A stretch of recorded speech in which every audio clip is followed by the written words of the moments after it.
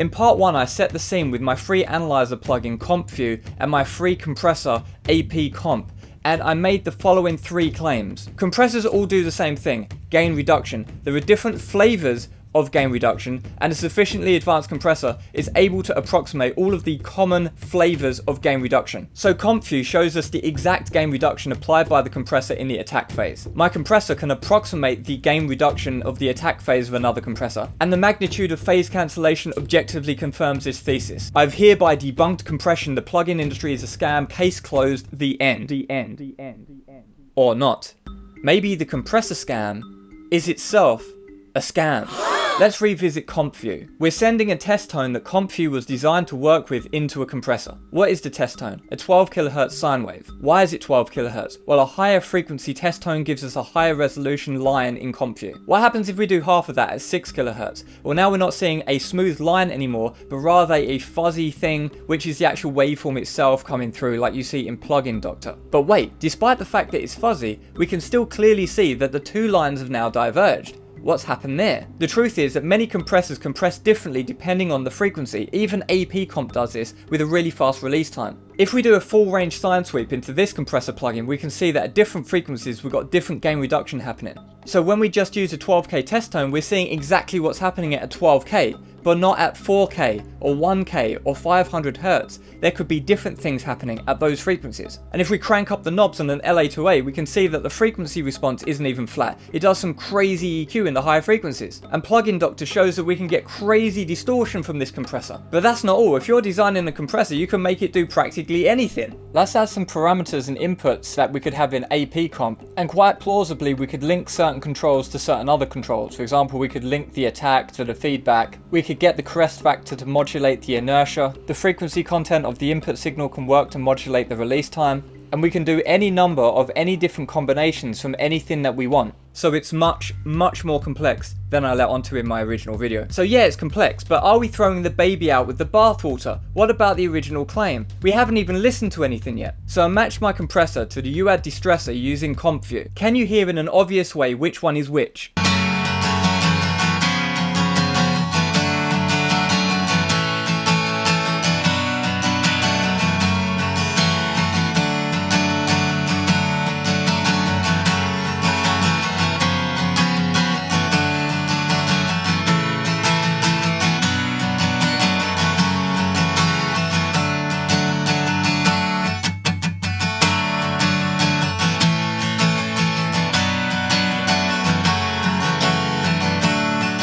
Now another example with the Alicia compressor. Can you hear clearly which is which?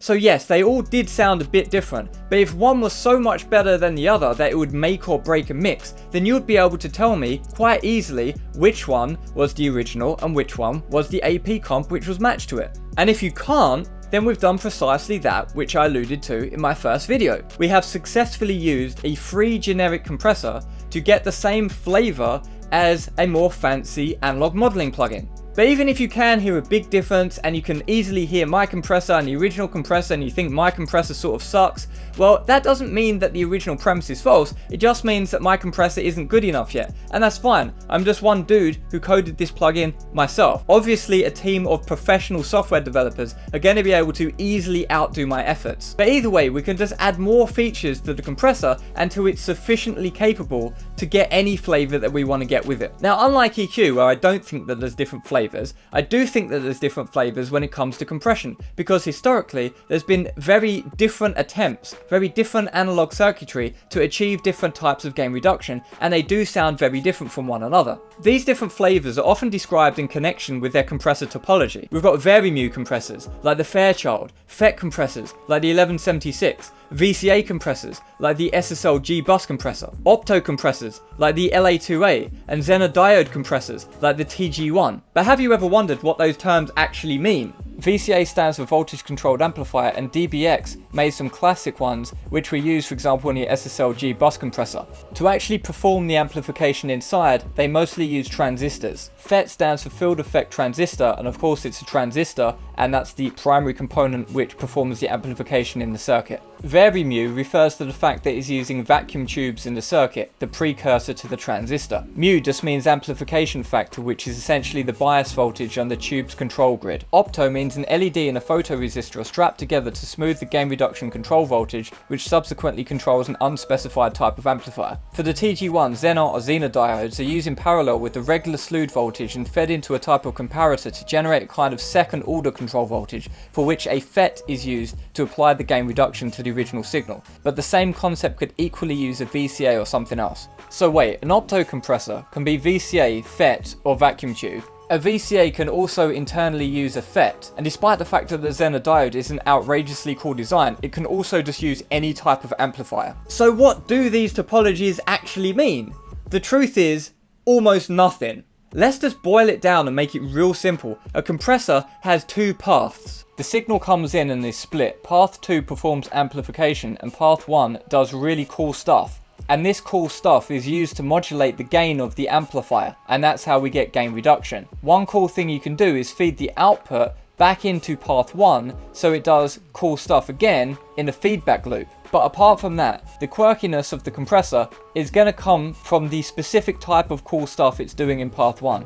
Path 2 theoretically should just be clean, linear, transparent, boring amplification that doesn't otherwise do anything to the sound apart from adjust the gain.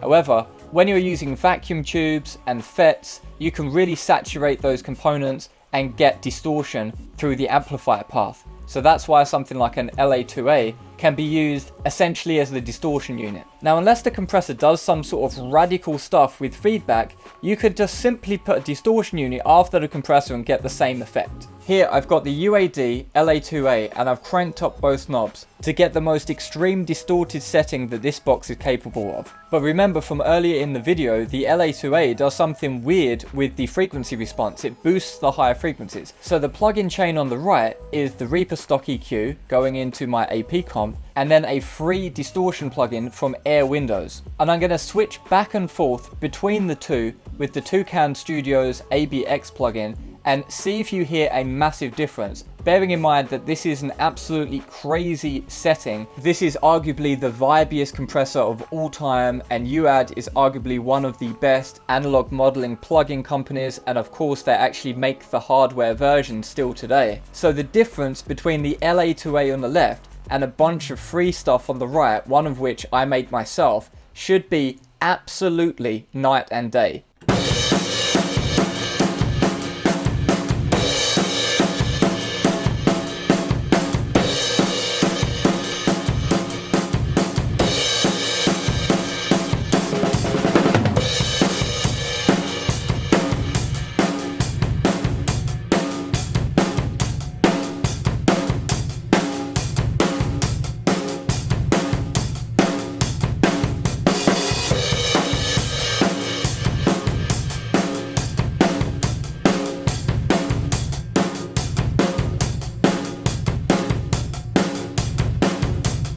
Just like with the other examples, let me know in the comments which one you thought was the analog modeling plugin and which one is the AP comp and the other free plugins. Let me know down below. But anyway, back to the two paths of the compressor. So path 1 is where the creative genius happens, and path 2 just obediently does whatever path 1 says. If you want an insight as to what that creative genius might be, well then you need to understand the concept of reactance in electronic circuits. And I explain that in another video which I'll link at the end of this video. Now that's pretty much how all classic compressors work.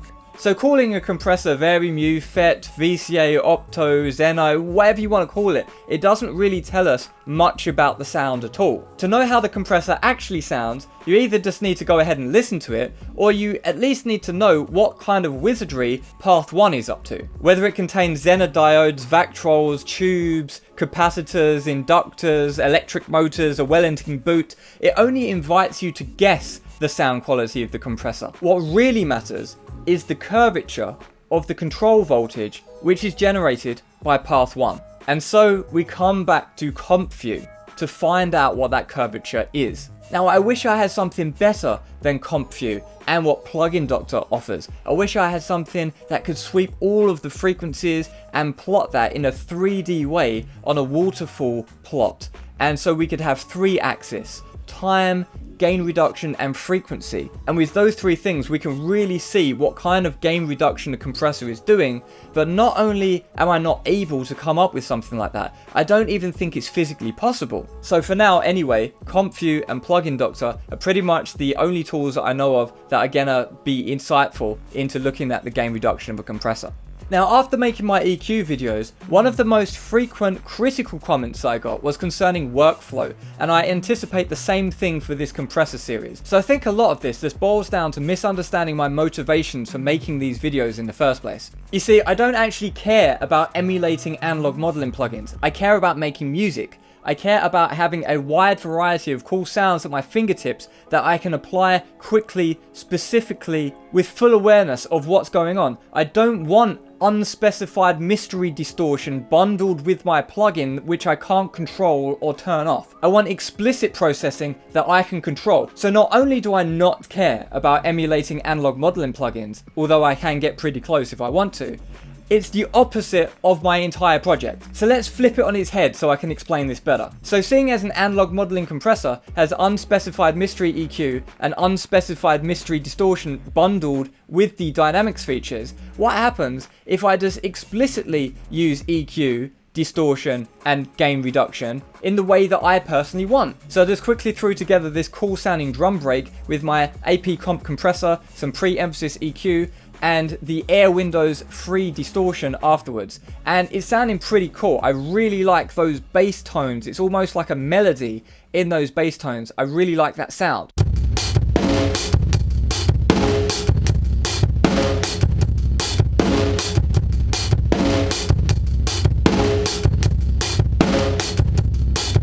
Okay, so I like that. Let's see if I can get a similar vibe with the API analog modeling compressor. Let's see how close we can come.